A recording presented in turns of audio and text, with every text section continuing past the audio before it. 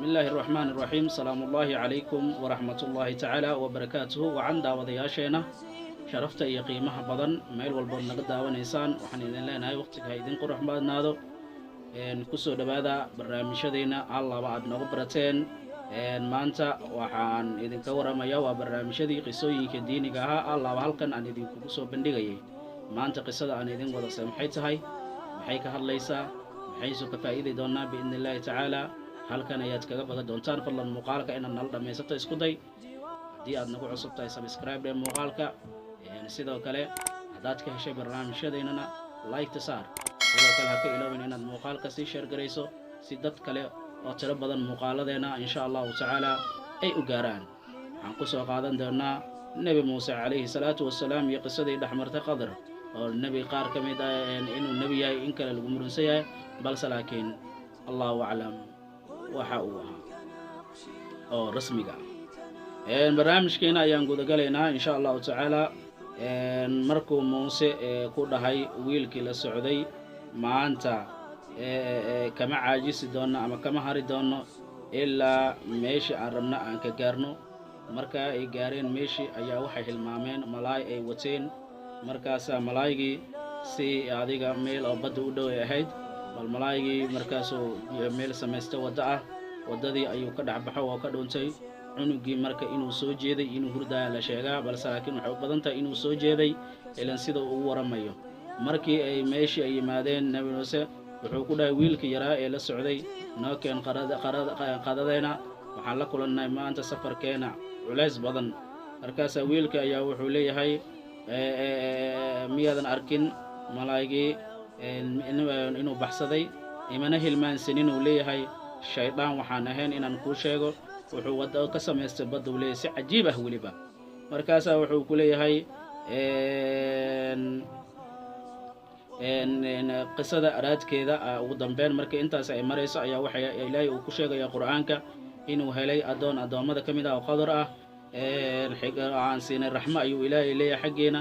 cilmina aan barnay markaasaa wuxuu ku leeyahay isaga nebi muuse miyaan ku raacaa si aad ii barto cilmi ayuu leeyahay bal nebi muuse cilmi miyaa ku yaraa is leedahay bal meesha xikmadaa ku jirto markaasaa wuxuu leeyahay ma awoodi kartid inaad raacdo marka haddaad raacdo inaad sabirto wuxuu leeyahay waa sidee baan ku awoodi wayaa insha allahu tacaala waan sabri doonaa anoo sabar ah oo aan kugu caasinaynin waad heli doontaa uu leeyahay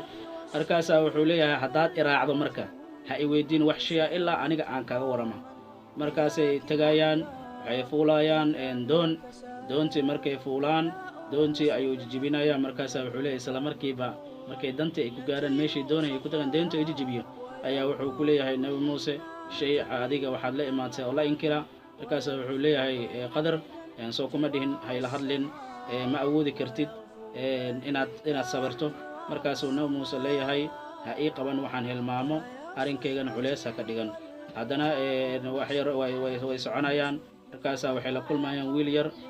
wiilkii yar ayuu dilayaa qadar markaasaa wuxuu leeyahay ma waxaad dilaysaa naf oo zakiye ah oo naf kale adigoon u dilaynin mayaad naf dilaysaa markaasaa shay oo waxaad la imaato leeyahay haddana oo la inkiro markaasaa wuxuu ku leeyahay qadar nebi muuse soo kuma dhihin ha ila hadlin soo kuma dhihin ha ila hadlin markaasaa wuxuu leeyahay haddaad i weydiiso nebi muuse hadlaaya wuxuu leeyahay haddaan ku weydiiyo shay tan gadaasheeda ha ila saaxiiblin xaggaygan cudurdaar waad ka gaartou leeyahay markaasaa markii cabaar ay nagaadaan waxay u tagayaan qoom ama dad magaale ugu tagayaan markaasaa inay martiqaadaan ka codsanayaan way u diidayaan dadkii markay u diidaan iyagoo dadkii marka waxa ay arkaya iyo derbi kusoo dhacaya derbigii ayuu ka qaadaya markaasuu nebi muuse wuxuu ku leeyahay hadda ajar waad ka samaysan karto wax waad ka qaadan kartay maadaama iyaga ay noo diideen inay na casuumaano oo adiga bal wax ayna siiyaan markaasaa wuxuu leeyahay naba qadartani waa tii aan ku kala bixi lahayn aniga iyo adiga waxaan kaaga waramayaa waxyaabihii adiga aad u dulqaadan weyday inaad u samarto ayuu leeyahay ama aad sabar aad u yeelato markaasaa wuxuu leeyahay doontii dad masaakiina iska lahaa badday ugu shaqaysanayeen waxaa jira malag kaasoo doonaya inuu qaato doon walba cusub si aan ugu ceeweeyo ayaan saas u yeelo uu leeyahay jijibinteeda wiilka yaraana wuxuu leeyahay labadii waalid ee dhalay ayaa waxay ahaayeen kuwa mu'miniin ah marka waxaan ka cabsanay inuu u ziyaadiyo qooq iyo kufri saa daraadeed waxaan doonayaa uu leeyahay in rabbigooda uu ugu bedelo mid ka khayr badan xagga naxariistana ugu dhow markaasaa wuxuu leeyahay darbigii waxaa iska lahaa 2 wiil oo agoon ah oo magaalada dhexdeeda ah waxaana ugu jira derbigaas dhexdiisa kayd kaasoo haddii ay weynaadaan in la siiyo aabbahoodana ama labadooda waalidna waxay ahaayeen ku wanaagsan rabbigaaga wuxuu doonaya marka inuu ilaa ay ka qangaaraan in ay xoolahaasi loo ilaaliyo waa raxmad xagga rabbigaaga ah waxaasoo dhanna hadda aniga awooddeedu kuma samaynine rabbigaaga xaggii awood uu leeyahay ay taasi ku dhacdo uu leeyahay adina waa sabr waad u awoodi weysay marka halkaasi waxaan ka qaadanaynaa qiso kale oo cajiib ah waxyaabaha qisadani oo aan kaga dayanayna waxay tahay horta insha Allah wax walba inaadan degdegin sidoo kale xikmadaha ku jira qisooyinka ayaa waxay tahay bal haddii shaygaas aad u cabsato in fitan iyo waxyaabo kale ay ka dhashaan in shaygaasi bal laga taga ama la zuuliyo sidoo kale xikmadda waxay muujinaysaa bal in xoolaha agoonta xoolahooda in aad loo ilaaliyo ayaa sidoo kale xikmadaha ka mid ah ee ku jirta qisadani sidoo kale waxaa ka mid ah in barnaamij sidoo kale qisada ay noo muujinaysaa sida ay dheeraa uu safarkii soo maray iyo dadaalka iyo sidoo kale ugu dambeyn si malaayga iyo wixii ay isku haleynayeen uu kaga zuulay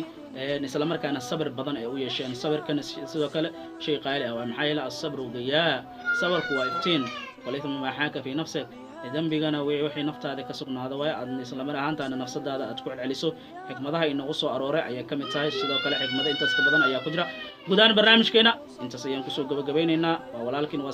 saaxiibka barnaamijka Ismaaciil Maxamed Sid Cali iyo channelkiisa YouTube-ka Ismaaciil Caqiila oo idinkaga tagaya sidaas iyo nabadiilo sidoo kale ha ka iloobina inaad haddaad ka heshaan like saartaan sidoo kale